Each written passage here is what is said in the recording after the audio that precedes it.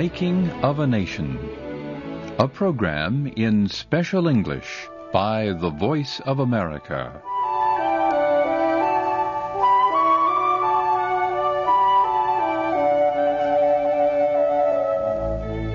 On November 11th, 1918, a truce was signed ending the hostilities of World War I. The Central Powers, led by Germany, had lost.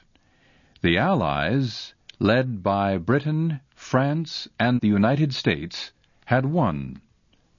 The war had lasted 4 years. It had taken the lives of 10 million persons. It had left much of Europe in ruins. It was described as the war to end all wars. I'm Tony Riggs. Today, Larry West and I tell about American President Woodrow Wilson and his part in events after the war. The immediate task was to seek agreement on terms of a peace treaty. The Allies were filled with bitter anger. They demanded a treaty that would punish Germany severely. They wanted to make Germany weak by destroying its military and industry. And they wanted to ruin Germany's economy by making it pay all war damages. Germany, they said, must never go to war again. President Woodrow Wilson of the United States did not agree completely with the other Allies. He wanted a peace treaty based on justice, not bitterness. He believed that would produce a lasting peace. President Wilson had led negotiations for a truce to end the hostilities of World War I. Now, he hoped to play a major part in negotiations for a peace treaty. To be effective, he needed the full support of the American people. Americans had supported Wilson's policies through most of the war. They had accepted what was necessary to win. This meant higher taxes and shortages of goods. At the time, Americans seemed to forget party politics. Democrats and Republicans worked together. All that changed when it became clear the war was ending. Congressional elections were to be held in November 1918. President Wilson was a Democrat. He feared that Republicans might gain a majority of seats in Congress. If they did, his negotiating powers at a peace conference in Europe would be weakened. Wilson told the nation, "The return of a Republican majority to either House of Congress would be seen by foreign leaders as a rejection of my leadership." Republicans protested. They charged that Wilson's appeal to voters was an insult to every Republican. One party leader said, "This is not the president's private war." The Republican campaign succeeded. The party won control of both the Senate and House of Representatives. The congressional elections were a defeat for President Wilson, but he did not let the situation interfere with his plans for a peace conference. He and the other Allied leaders agreed to meet in Paris in January 1919. In the weeks before the conference, Wilson chose members of his negotiating team. Everyone expected him to include one or more senators. After all, the Senate would vote to approve or reject the final peace treaty. Wilson refused. Instead, he chose several close advisers to go with him to Paris. Today, American history experts say Wilson's decision was a mistake. Failure to put senators on the negotiating team, they say, cost him valuable support later on. In early December, President Wilson sailed to France. The voyage across the Atlantic Ocean lasted 9 days. He arrived at the port of Brest on December 13th. Wilson felt very happy. 13, he said, was his lucky number.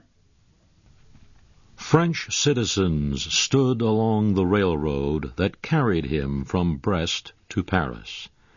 They cheered as his train passed. In Paris, cannons were fired to announce his arrival, and a huge crowd welcomed him there. The people shouted his name over and over again. Wilson! Wilson! Wilson! The noise sounded like thunder. French Premier Georges Clemenceau commented on the event. He said, "I do not think there has been anything like it in the history of the world." People cheered President Wilson partly to thank America for sending its troops to help fight against Germany.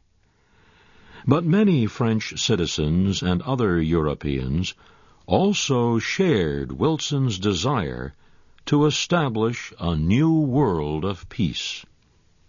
They listened with hope as he made an emotional speech about a world in which everyone would reject hatred, a world in which everyone would join together to end war forever.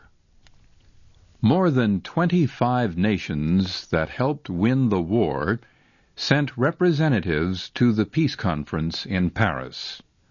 All took part in the negotiations.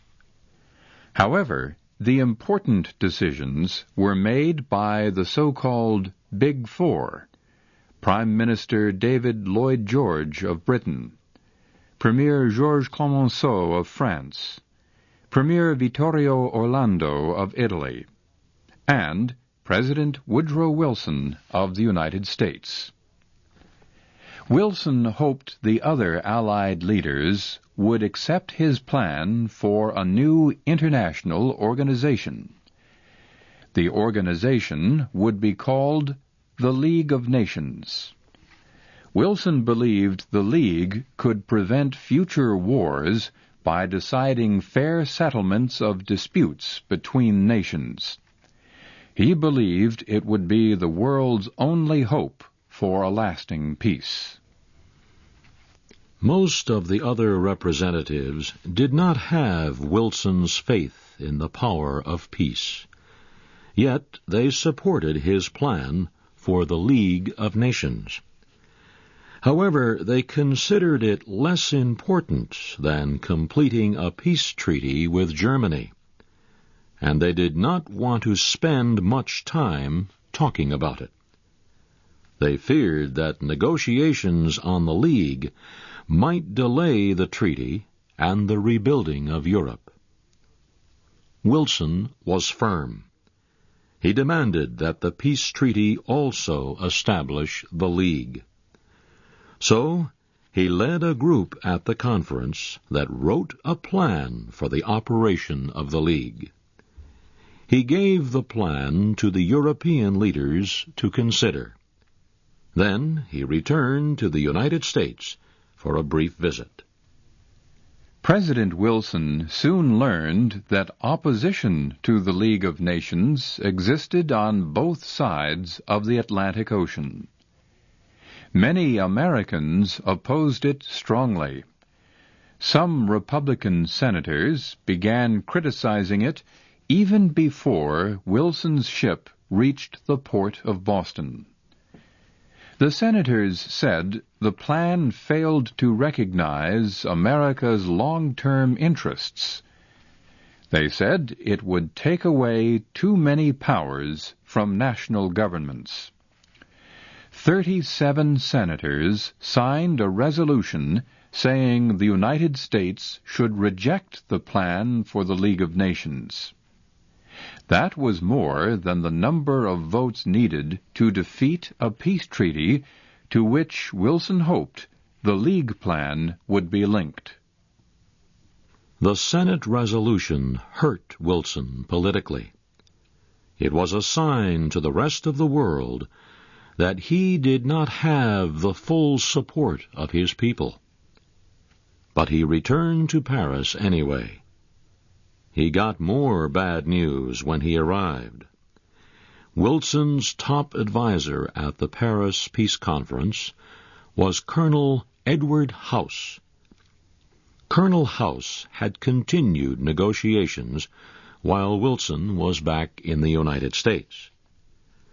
House agreed with Wilson on most issues. Unlike Wilson, however, he believed the Allies' most urgent need was to reach agreement on a peace treaty with Germany. To do this, House was willing to make many more compromises than Wilson on details for the League of Nations. Wilson was furious when he learned what House had done. He said, "Colonel House has given away everything I had won before I left Paris. He has compromised until nothing remains. Now I have to start all over again. This time it will be more difficult." For Woodrow Wilson, the most difficult negotiations still lay ahead. That will be our story next week.